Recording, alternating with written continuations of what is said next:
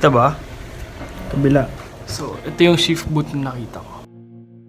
Shift boot ko kasi medyo old school yung itsura. So, muna akong gagawin, papatahi ko dito kala sa tahian dito sa kapitbahay namin. After nun, maglalaba ako. Joke lang. Punta muna ako sa labavendo para magpa-dry ng damit kasi hindi kami makapag-sampay dito dahil sobrang alikabok sa labas dahil sumabog yung taal. Umabot dito yung ashfall sa Pasita. Gagawin namin, papadry na lang namin yung mga nilaban ng tatay ko.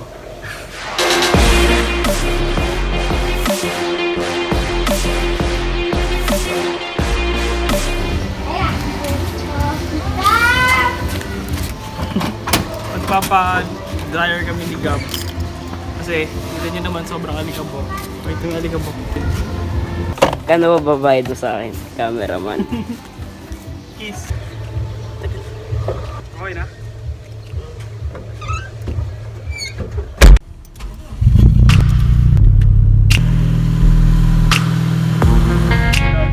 Bago tayo magpa-dryer, ito na yung dry namin ni Gab. Siya magtutupi na ito kaya sumama siya eh. Dali muna natin tong suede dun sa dito lang, duro.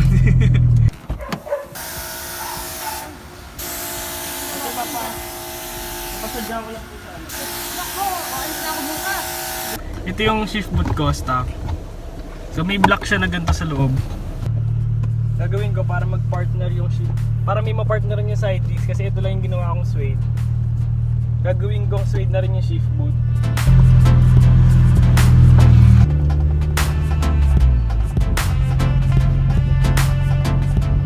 Ayaw ni ate mag-tahe kasi alis daw siya bukas. Nako, alis na ako bukas. So gagawin namin, maghanap kami ni Gab. Maghanap kami ni Gab ng magtatayan. Nalala ko sa may tinuro sa akin si Kobe, yung kaibigan ko. Tinuro sa akin dito sa Mariles. Ayan o, wait. Yung nagtatayo mo yung pasadala. Ganda lang na. Kala ko pantalo nga. Ano lang. Ambyo? Opo. Nagawan lang ng tayo yan. Yung pakroon. Para magkaroon siya ng... Ay, sa mga yan, upholstery. Oo, sa upholstery mo. Wala kayong mahanap na nagtatayo. Ayaw nila tanggapin yung gusto kong ipagawa sa kanila. So ngayon, magpapadry na lang muna kami ng damit dahil baka mamahong ito.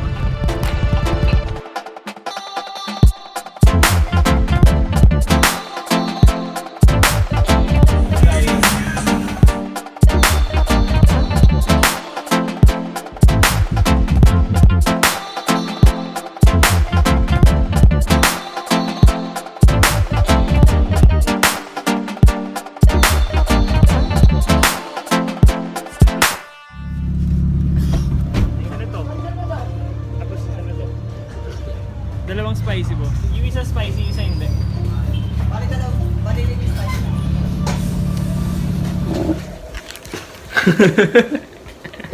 Umuwi muna namin ni Gab para kumain. Nag-cut na ako ng mga pieces, so ginawa ko siyang triangle. So ito, para mag-form siya ng tatahian. Tatahi siya dyan. Sana tama itong pinagagawa ko. So, palabas na ako. Magmamotor na ako. Ito doon. 6:30.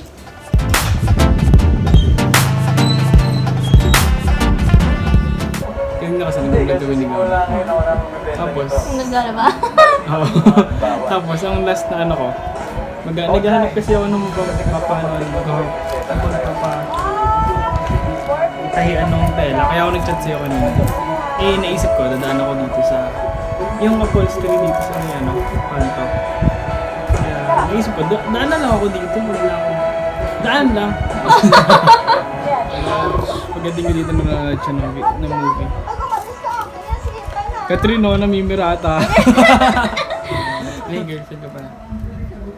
Ah, sure ka?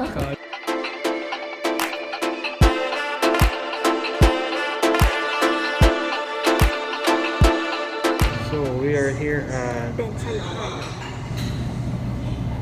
Gusto kami kumain. Siguro bukas ko na lang papatahi yung gusto ko ipatahi. Ano sinabi mo? Sorry ma. Here. Unwrap. Yung halo-halo. What's that? It looks good. Like, Pasita Dubai. Hindi na kami sa bahay nila Eds. Gusto niya namin yung halo-halo. Then, uwi na rin ako.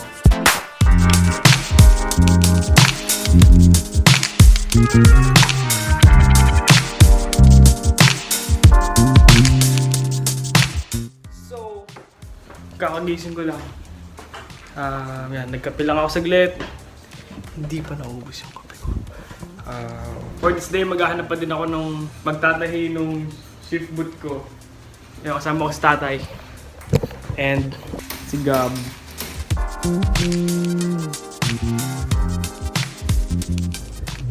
Kung napapansin nyo, stable yung mga video namin ni Gab. Dahil yun sa Moza Aircross. Moza Aircross. Moza Minies. Bigay ni Uncle Ton. Thank you, Uncle. Si Uncle Ton, kapatid ni tatay. Ng tatay Gab. Nag-video and photos. Nagpo-photo and video coverage. Kasama kami palagi. So, kung kailangan nyo na magka-cover ng video nyo sa video, magka-cover ng photo and video nyo sa kasal, debut, prom, kahit ano event, lagay ko sa description yung Facebook namin pareho. Pupunta po kami sa Montano. Yung Montano. Montano. Yung sa Scarface. Ano yun? Yung paggawaan ng Dad jokes. ng vacuum cleaner at saka ng car wash. Saan yun? Yun. U-turn tayo. Pagkatapos nito, didiretso ako dun sa patahian. Sabi doon sa pinagtanungan namin, doon daw sa may paggawaan ng motor ng electric fan. Pupunta kami ngayon doon. Andito kami kay Mang Danny Aurelio. Yung gumawa ng famous na... Anak ko yun, di ako. Yung anak niya, father siya nung gumawa ng famous na Ferrari. Hindi Ferrari yun. Pero style ako, parang Lamborghini. Replica. Parang gano'n. First Filipino. Ayun, El Nino. Ang 40 niyan, yung mga drone doon, yung mga video-video. Oo, yan. Pwede kami. Ito yung electronics to. Multimedia. Ano yun eh? Pero May may mga din po ako mag-connect mga Arduino yun, di ba? Yung mga circuit no? Ito siya po Arduino. Yung number 3, ginagawa niyang number 1 sa electric man. Ginagawa. Nabaliktad lang yun. Baliktad doon. Pabuo lang sana to. Gagano na lang. Yan, nakahanap na kami ng pagtatahian namin.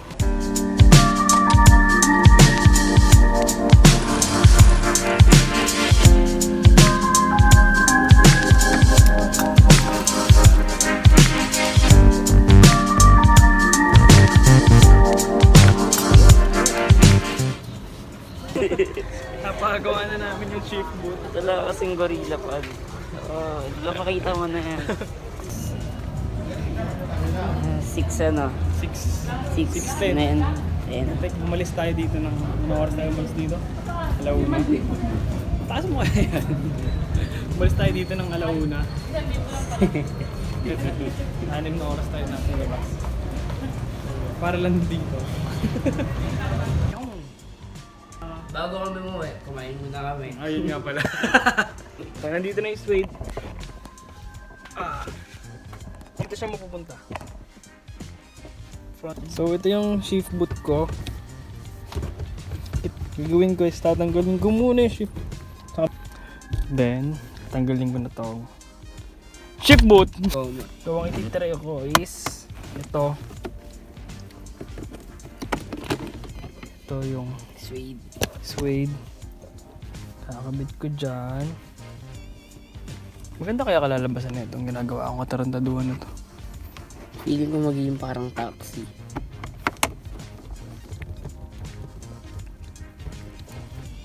Kailangan ko pala yung shift knob ko kasi pangit na itong shit na to. Plus iwan mo So lang siguro, stick. siguro maganda to kung Ganito yung ikakabit ko. Ito takip lang to ng pabango ko. Ang pangit yung tsura.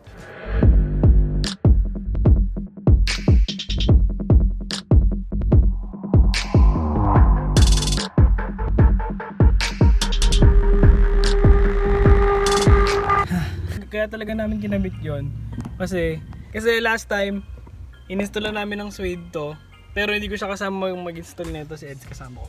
Na-delete ko kasi yung mga videos, pero may natira kasi dalawang phone yung ginamit ko doon. So yung isang iPhone SE hindi ko pa nababackup. Nandun pa yung ibang files ng video. So ang ginawa ko dun sa Sidings, nag-cut ako ng Suede, naglagay ako ng rugby sa maliit na container. Then dinikitan ko yung likod na part ng Suede. Then dinikitan ko din yung sidings ng rugby. Tapos pinatuyo ko siya ng mga 15 minutes, 30 minutes. Then after nun, dinikit ko na siya. Kasi yun, ito na itsura niya.